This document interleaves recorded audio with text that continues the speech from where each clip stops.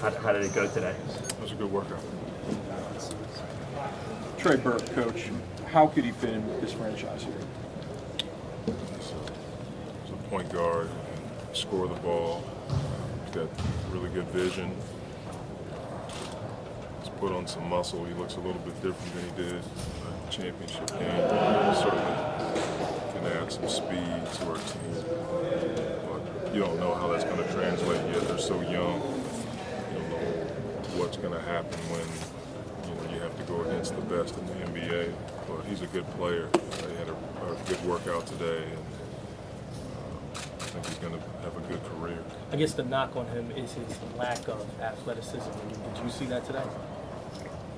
It's hard to figure out all that stuff when you don't have competition. So, I don't know. I've watched him on film. He's been able to be pretty productive with what he has. Everybody wants a perfect player.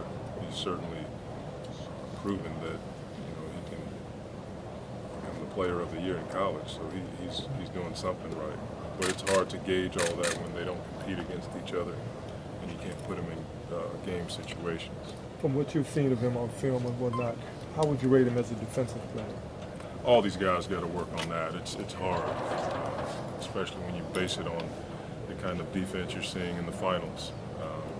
It's hard to evaluate and compare. I wouldn't say any of these guys are great defenders. There may be a couple shot blockers, but to say that they're great defenders, that would be overstating it. But all of the guys are high character guys, so that means they can get better and they'll probably improve in that area. Do you feel as though the kids you've seen today, is their learning curve going to be as steep as, say, Austin and Anthony's was last year? Probably. I just think when you're that young, it's hard to process all this stuff. These guys are 19, 20 years old. As talented as they are, you're still playing against men. And when you talk about Trey and Michael, they're going to have to go against Russell, Chris Paul, and Darren Williams, and Tony Parker. That's a lot. So the learning curve is always steep no matter who you are coming into the draft and going to your respective NBA team. I know it's only one extra year, but all these guys are sophomores as opposed to the fact that Austin and Anthony only had 1 year in college. Do you see a difference this time last year between those two guys and these guys? Well, Anthony and Austin, most people would say they're high level young players. So Trey and these guys, Michael, Alex, they may have more experience, but I think they're all about the same because of the age. You just can't skip steps. You got to, when you're 19 and 20 years old, the experience in college is great, and the coaching and all that, but the NBA is a different beast. Monty, what did you? So it just depends on the individual. I'm sorry, Monty. What did you?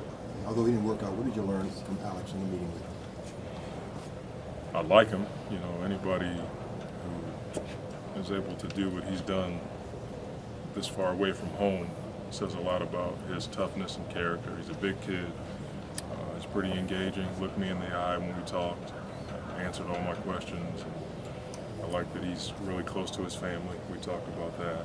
But there's only so much you can do in an interview. I mean, I'm not the interviewing type, so we just talked. So I didn't learn anything redeemable about him. He's just a good kid. I like him on film, though. That's what I know more about him as a player just watching him on film. He can do a lot of stuff on the floor that a lot of young bigs can't at this point in their career. When you look at this process right now, how much, I guess, even if you look at it percentage-wise, do you evaluate film, a personal interview, personal workout when you're trying to evaluate a player when it comes to draft? How much what? Like, I guess, do you value more what you see on film or a personal interview or workout, or is it like a 30-30 kind of? I mean, how do you break those three aspects down when you evaluate a player overall? I think it all has to line up. You can't. If the film looks good and what you've heard about the kid is good, and the numbers on paper, if all that's good, then you got yourself a good player. We try to make sure that we get at least 2 out of 3 of those variables. And most of the guys we brought in fit that mold. So I don't Monty, know you what mentioned- percentage it is, but I think